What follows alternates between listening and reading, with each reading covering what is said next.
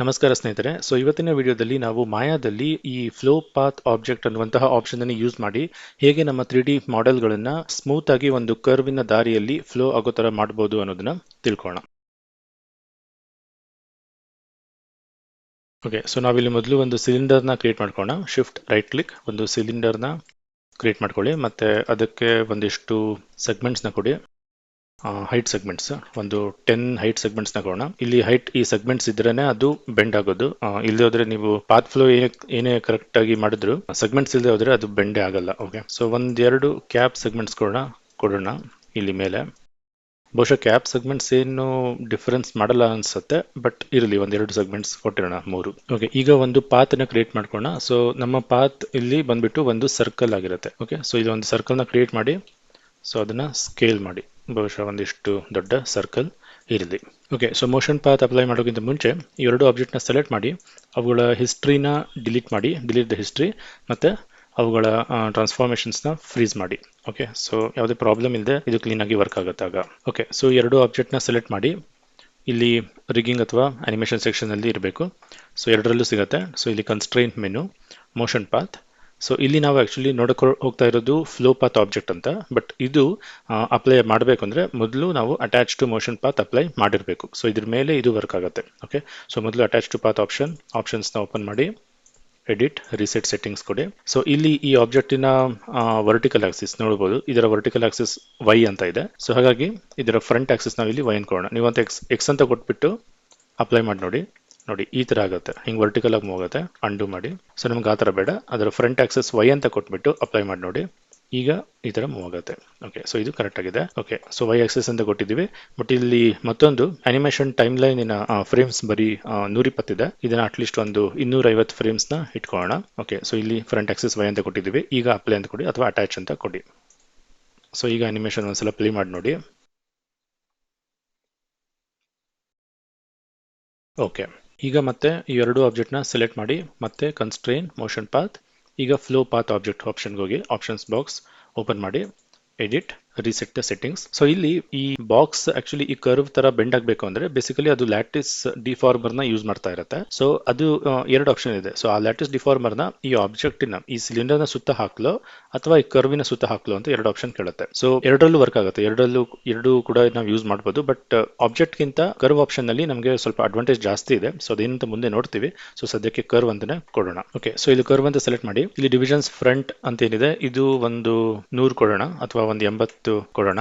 Okay, ಇದನ್ನ ಬೇಕಿದ್ರೆ ಆಮೇಲೆ ಚೇಂಜ್ ಮಾಡಬಹುದು. ಮತ್ತೆ ಇದು 80 ಅಂದ್ರೆ ಆಕ್ಚುಲಿ ಈ ಕರ್ವ್ ಸುತ್ತ 80 ಡಿವಿಷನ್ಸ್ ನ ಅಪ್ಲೈ ಮಾಡುತ್ತೆ. ಮತ್ತೆ ಲೋಕಲ್ ಎಫೆಕ್ಟ್ ಅಂತ ಇರುತ್ತೆ. ನೀವು ಕರ್ವ್ ಅಂತ ಸೆಲೆಕ್ಟ್ ಮಾಡಿದ ಕೂಡಲೇ ಲೋಕಲ್ ಎಫೆಕ್ಟ್ ಆನ್ ಆಗುತ್ತೆ. ಇಲ್ಲ ನಾವೇ ಆನ್ ಮಾಡ್ಕೋಬಹುದು.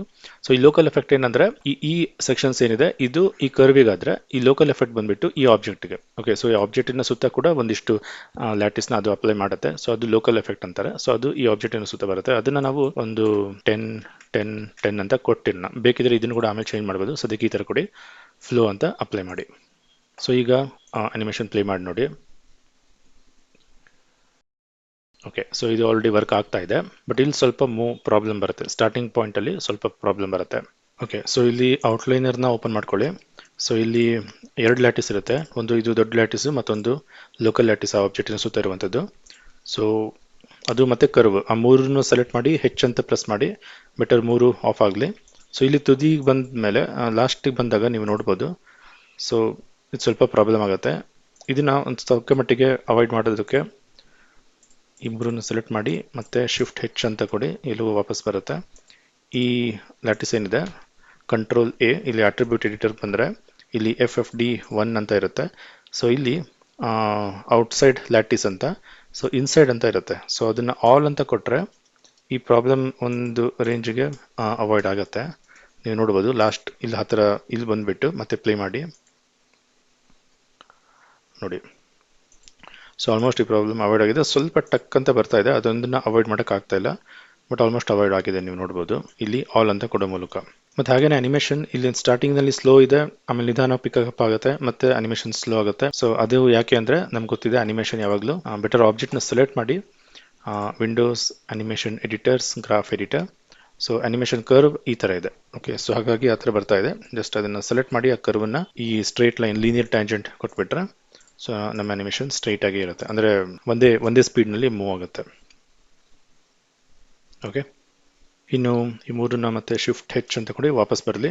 ಸೊ ಆಗಲೇ ಕರ್ವ್ ಅಂತ ಸೆಲೆಕ್ಟ್ ಮಾಡೋದ್ರಿಂದ ಅಡ್ವಾಂಟೇಜ್ ಅಂತ ಏನು ಹೇಳಿದೆ, ಸೊ ಅದೇನೆಂದರೆ ಈ ಕರ್ವ್ ಏನಿದೆ, ಈ ಲ್ಯಾಟಿಸ್ ಏನಿದೆ ಕರ್ವಿನ ಸುತ್ತ, ಸೊ ಅದನ್ನು ಸೆಲೆಕ್ಟ್ ಮಾಡಿ ರೈಟ್ ಕ್ಲಿಕ್ ಮಾಡಿ ಲ್ಯಾಟಿಸ್ ಪಾಯಿಂಟ್ ಅಂತ ಕೊಟ್ಟರೆ, ಸೊ ಆ ಲ್ಯಾಟಿಸ್ನ ನಾವು ಎಡಿಟ್ ಮಾಡ್ಬೋದು. ಓಕೆ, ಸೊ ಆ ಲ್ಯಾಟಿಸ್ ಒಂದಿಷ್ಟು ಸೆಲೆಕ್ಟ್ ಮಾಡಿ ಬಿ ಅಂತ ಪ್ರೆಸ್ ಮಾಡಿ, ಸ್ವಲ್ಪ ಸ್ಮೂತ್ ಸೆಲೆಕ್ಷನ್ ಇರಲಿ. ಸೊ ಅದನ್ನು ಸ್ಕೇಲ್ ಮಾಡಿ, ಈ ಥರ ವರ್ಟಿಕಲಿ ಸ್ವಲ್ಪ ಸ್ಕೇಲ್ ಮಾಡಿ.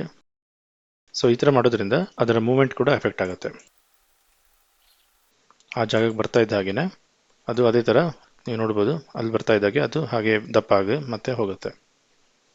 ಓಕೆ, ಸೊ ಎಲ್ಲವನ್ನು ಕೂಡ ಒಂದು ಲೇಯರ್ ಆಗೋಣ. ಸೊ ಇದನ್ನೇ ಸ್ನೇಹಿತರೆ ನಾವು ಸೇಮ್ ಒಂದು ಟೆಕ್ಸ್ಟಿಗೂ ಕೂಡ ಅಪ್ಲೈ ಮಾಡ್ಬೋದು.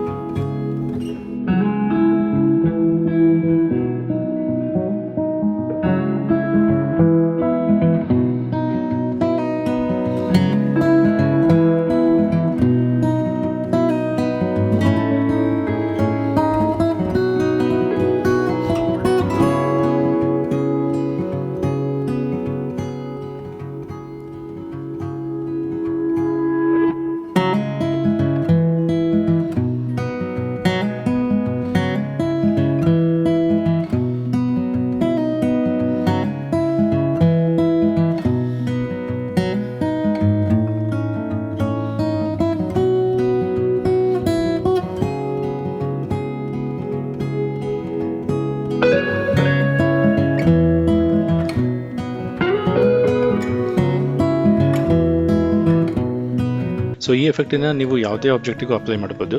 ಸರಿಯಾದ ಸೆಗ್ಮೆಂಟ್ಸ್ ಇರುವಂತಹ ಯಾವುದೇ 3D ಮಾಡೆಲ್ಗೂ ಕೂಡ ಅಪ್ಲೈ ಮಾಡ್ಬೋದು. ಒಂದು ಫಿಶ್ ಸ್ಮೂತಾಗಿ ಮೂವ್ ಆಗೋ ಥರ ಅದಕ್ಕೂ ಕೂಡ ಇದನ್ನು ಕೊಡ್ಬೋದು. ಓಕೆ, ಸೊ ಟ್ರೈ ಮಾಡಿ. ಸೊ ಇಲ್ಲಿಗೆ ನಾನು ಈ ವಿಡಿಯೋನ ಕಂಪ್ಲೀಟ್ ಮಾಡ್ತಾ ಇದ್ದೀನಿ. ಮುಂದಿನ ವಿಡಿಯೋದಲ್ಲಿ ಮತ್ತೆ ಭೇಟಿಯಾಗೋಣ. ನಮಸ್ಕಾರ.